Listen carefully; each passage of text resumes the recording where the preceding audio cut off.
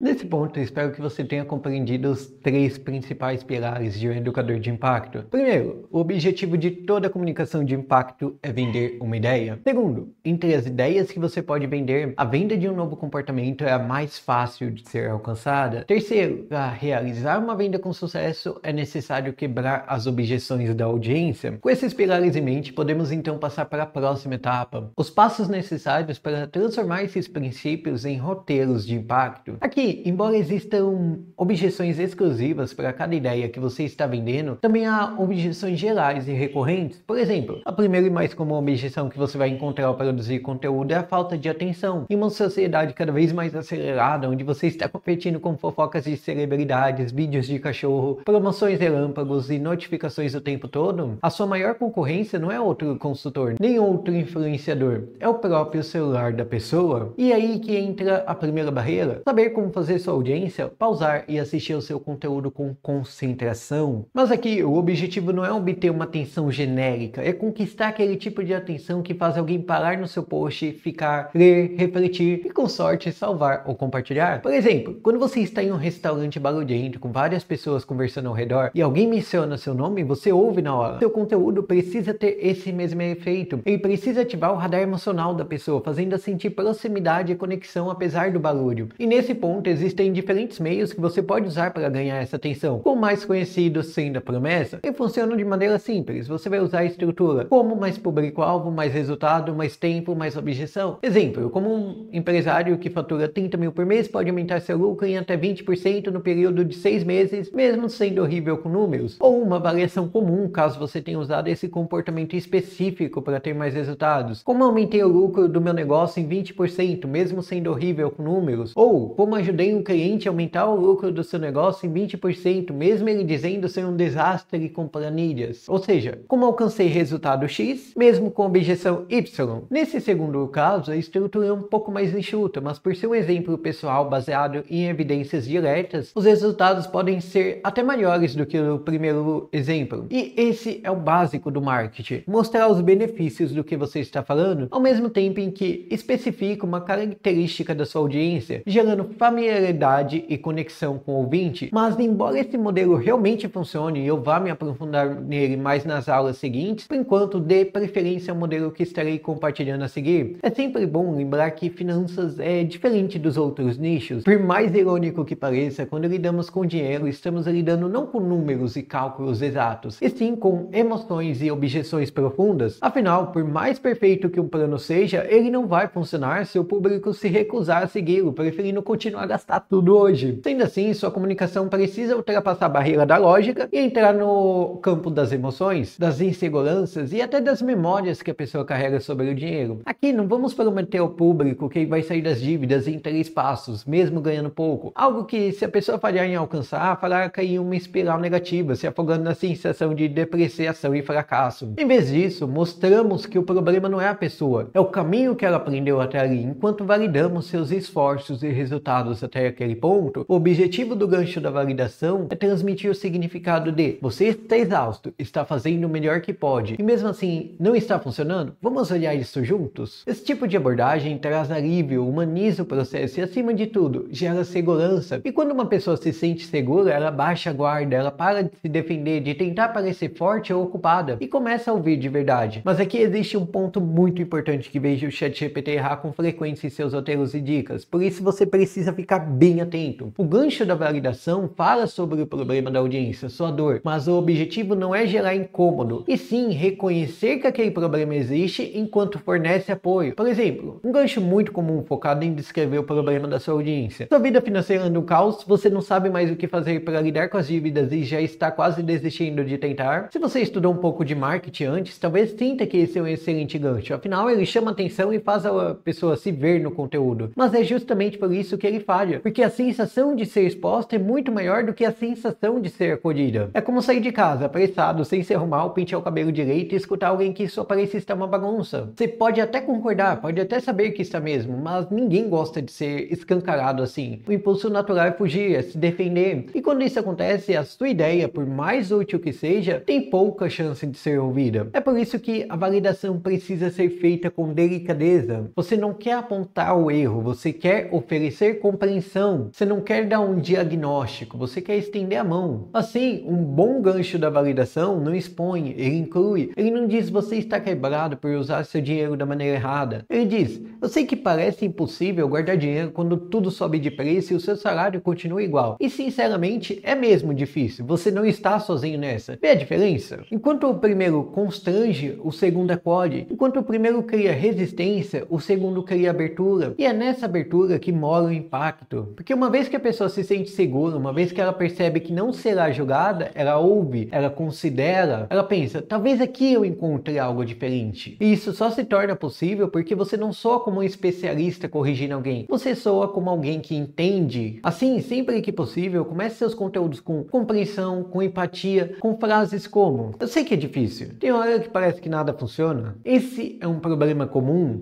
e é com isso que você vence a primeira grande objeção da sua audiência, a falta de atenção. Aqui, lembre que produzir conteúdo não é apenas sobre marketing ou educação, é sobre pessoas. E quando falamos de pessoas, estamos falando de seres irracionais que agem com mais base na emoção do que na razão. Sendo assim, independente de quanto você deseja ajudar sua audiência, se você falhar em instruir com empatia, muitas vezes, mesmo reconhecendo que suas palavras estão corretas, sua audiência vai se recusar a te escutar mais a fundo. É só lembrar uma situação que penso ser comum para todos, aquele momento em que nossos pais falam, eu só estou falando isso para o seu bem. E a nossa reação imediata é de resistência. A gente até sabe que racionalmente eles podem estar certos, mas o tom, a abordagem, a falta de espaço para nossas emoções, tudo isso levanta uma barreira invisível. A gente se sente julgado, pressionado, não compreendido. Então fazemos o quê? Recuamos, ignoramos o conselho, mudamos de assunto ou até reagimos com irritação. Não porque o conteúdo da mensagem estava errado, mas porque a forma como ela foi entregue não respeitou o nosso estado emocional naquele momento. E isso acontece o tempo todo na criação de conteúdo. O educador tenta ajudar, mas soa crítico. Tenta guiar, mas soa autoritário. Tenta ensinar, mas ignora o cansaço emocional da audiência. E quando isso acontece, não importa o quanto o conteúdo seja útil, ele será rejeitado. Por isso, reforço, a primeira função de um bom roteiro não é ensinar ou se apresentar, é criar conexão, é fazer a audiência sentir que você está do lado dela e não acima dela. Agora, uma vez que você captura a atenção do seu público, validando os seus desafios, podemos então ir para o segundo passo, o aprofundamento. A pessoa que estava rolando o feed para fugir da inquietação parou, olhou para a tela, fixou os olhos em você, mas ela ainda não confia, ela ainda não tem certeza se você está falando com ela. É aqui que entra o aprofundamento. Você vai mostrar que reconhece a realidade dela com precisão, ou seja, não é hora de oferecer solução, não é hora de explicar seu método. O foco aqui é mostrar que você entende a dimensão do problema. Então, você descreve o que ela sente, o que ela pensa, mas não fala, o que ela já tentou e falhou, o que ela teme que descubram. Por exemplo, existem pessoas que pensam erroneamente que são preguiçosas ou incompetentes, por já terem baixado uma planilha ou aplicativo financeiro, mas falhado em economizar e investir. Essas pessoas se julgam incessantemente por serem incapazes de manter o comprometimento e mudar o que fizeram no começo do mês. E o pior, em alguns momentos, esses sentimentos negativos podem assumir um tom de inferioridade em outras áreas da vida, fazendo a pessoa se sentir uma falha em tudo que faz ou tenta. É aqui que a audiência se conecta. É aqui que ela pensa, caramba, esse cara tá descrevendo exatamente o que eu vivo. E pronto, agora sim ela está com você. Agora sim ela está aberta a escutar o que você tem a dizer e considerar colocar em prática seu método. Pois você mostrou que é uma autoridade não em finanças, mas sim no entendimento da situação que ela se encontra. E isso muda tudo. Porque quando a sua autoridade vem do entendimento e não da superioridade, ela aceita com gratidão, não com resistência. A partir daí, o que você disser tem peso. Se você apresenta uma solução, ela não soa como imposição. Ela soa como um convite, uma possibilidade real.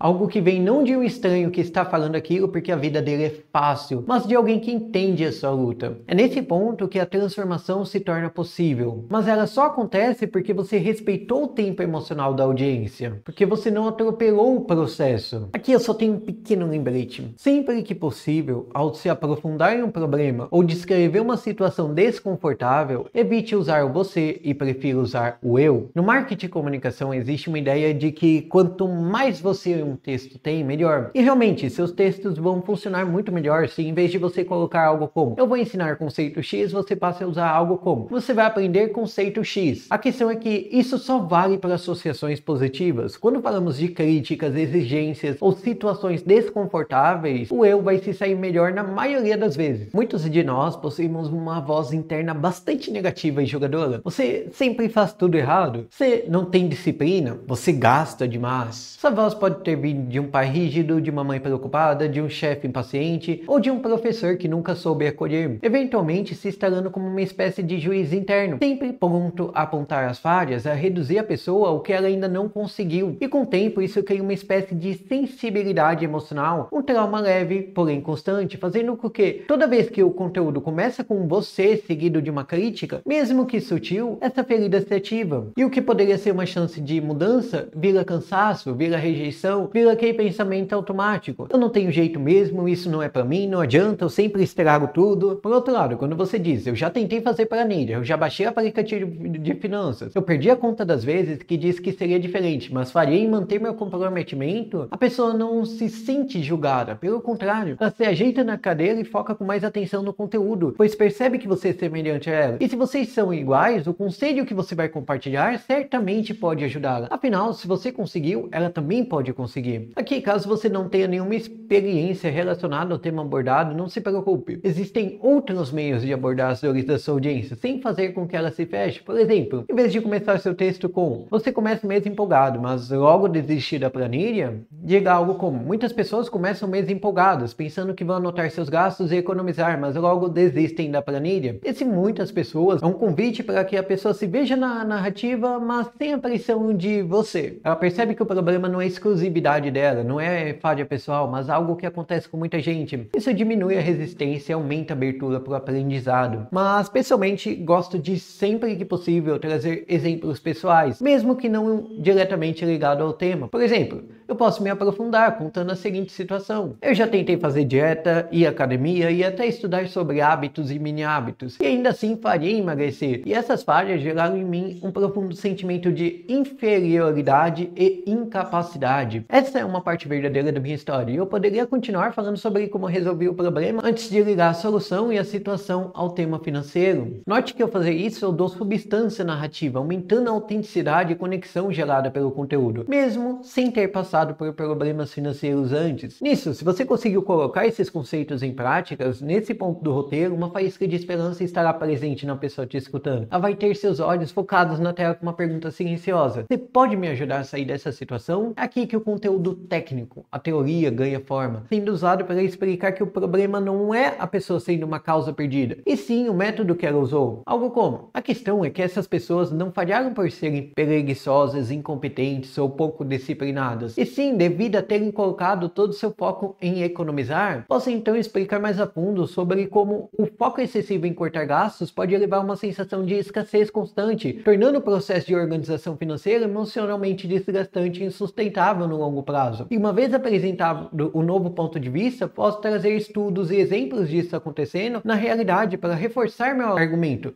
mostrando que as falhas anteriores da audiência são justificadas, e com conhecimento e mentalidades certas é possível mudar isso. É também nesse ponto que apresentamos o comportamento que a audiência deve mudar, ou colocar em prática para quebrar a objeção do tá, isso que você falou é legal, mas ainda não sei o que fazer. Ou seja, precisamos sair da teoria novamente e trazer uma ação sólida que ela pode tomar. O primeiro tijolo que ela vai precisar colocar para reconstruir a trajetória financeira com mais clareza, segurança e autonomia. Aqui, o segredo é que esse comportamento não pode ser genérico, não pode soar como gaste menos do que ganha ou comece a se organizar melhor. A ideia precisa ser acionável, pequeno o suficiente para parecer possível e ao mesmo tempo significativo o suficiente para gerar mudança. Por exemplo, se você quer ajudar a sua audiência a sair do ciclo do estresse financeiro mensal, você pode propor, se pensar em cortar gastos, teste fazer uma lista com as 3 coisas mais importantes para você, seja ter mais tempo para a família, se sentir mais seguro ou poder viajar sem culpa. Feito isso, durante os próximos 7 dias, antes de fazer qualquer gasto, teste fazer uma pausa de 30 segundos e se pergunte, isso está alinhado aos meus reais desejos? Esse ato, apesar de pequeno, muda tudo. Você não está pedindo que a pessoa corte seus gastos radicalmente, nem que mude todo o orçamento de uma vez. Está oferecendo um comportamento simples, mas que, se repetido, planta uma nova mentalidade, um novo olhar, um novo padrão. Infelizmente, é como eu disse antes, por menor que seja a mudança de um comportamento, ele ainda vai gerar desconforto e fazer a audiência levantar barreiras em relação à mudança, forçando você a trabalhar essas objeções individualmente. Aqui não existe segredo, você vai apenas usar os comandos apresentados nas aulas anteriores e técnicas que apresentarei nas próximas aulas para entender melhor essas objeções e pensar em formas de combatê-la. Podemos fazer isso em um vídeo longo para o YouTube ou em vídeos curtos, focados em objeções menores para as redes sociais. Agora, uma vez que você conseguiu com sucesso quebrar as objeções da audiência em relação a determinado comportamento, podemos ir para o próximo passo. A pessoa que comprou o comportamento, mesmo que não tenha colocado em prática, estará mais confiante e motivada a tentar novamente. Ou seja, ela estará mais aberta a aceitar um convite seu. Entretanto, aqui é importante lembrar, convite não é empurrão. O tom precisa manter o respeito que você construiu até ali, a confiança que você cultivou, a autoridade empática que você assumiu. Então, em vez de dizer algo como, se inscreva agora para uma consultoria gratuita, você pode dizer, se esse conteúdo te ajudou a enxergar algo diferente, talvez você esteja pronto para dar o próximo passo. Na minha consultoria, eu aprofundo essa abordagem com ferramentas e exemplos que podem tornar essa mudança mais leve possível. Basta acessar o link na bio. Veja a diferença. O primeiro é um chamado direto, que pressupõe que a pessoa está pronta. O segundo, reconhece que a decisão é dela, que o caminho é dela, e que você só está ali para abrir uma porta. Esse é o fim do roteiro, mas o início de um vínculo. Porque vender uma ideia não é sobre convencer alguém em poucos segundos. É sobre construir uma camada de compreensão, validação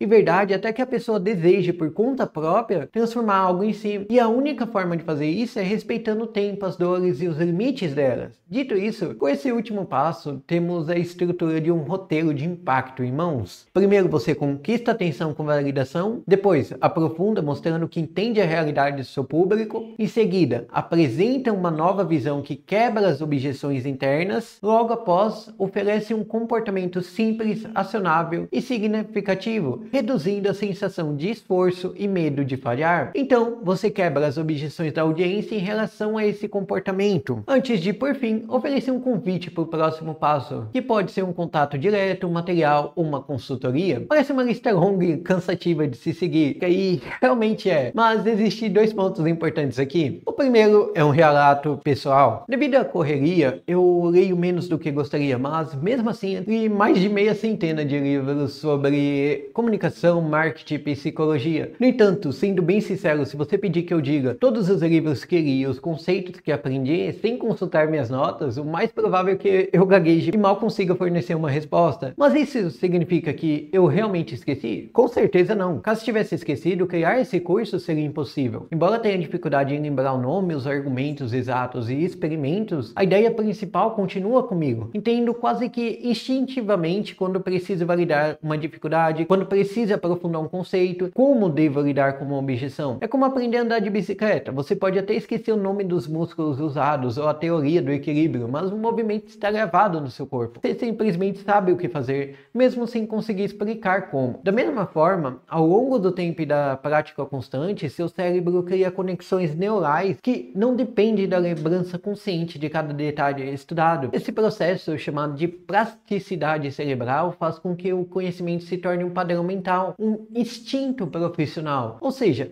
nesse momento, talvez você ainda sinta que isso é muita informação, que parece complexo demais para aplicar de uma só vez. E essa sensação é natural, porque o aprendizado real não acontece em um instalar. É um processo gradual, construído tijolo a tijolo, na prática e na repetição. Cada vez que você tentar explicar uma ideia, cada vez que você escutar um problema da audiência, seu cérebro reforça essas conexões e torna esse instinto mais afiado. Com o tempo, você não vai precisar pensar conscientemente em cada detalhe para agir com empatia. Você vai sentir quando é a hora de aprofundar, vai perceber quando a audiência não está pronta para ouvir a solução, vai saber intuitivamente que o tom do convite importa mais que o convite em si. Por isso, não se cobre com a perfeição da lembrança exata agora. Seria maldade da minha parte deixar você apenas com essa frase. É por isso que quero trazer o segundo ponto importante dessa aula. Enquanto você ainda estiver assimilando os conceitos aprendidos aqui e começando a transformá-los em parte dos seus instintos de comunicação, você pode, com a ajuda do ChatGPT, ChatGPT para criar seus roteiros. Aqui você vai escolher o comportamento que deseja mudar ou fazer a audiência usar, vai se aprofundar nele, então vai compartilhar com o ChatGPT o seguinte comando: Chat, com base nos bloqueios compartilhados, quero que você crie 3 roteiros de até 2.000 caracteres cada. Use frases curtas e um tom pessoal e leve, o tipo de fala que faria alguém se sentir confortável numa conversa com um amigo. O foco é despertar emoção e criar segurança, não trazer julgamentos. Evite termos como finança, vida financeira ou planejamento financeiro. Em vez disso, use a linguagem da audiência, como se estivesse traduzindo o que ela sente, mas não sabe explicar. A estrutura de cada roteiro deve seguir um caminho narrativo simples e emocional. Comece validando uma grande dificuldade da audiência, algo que realmente a faça parar e pensar: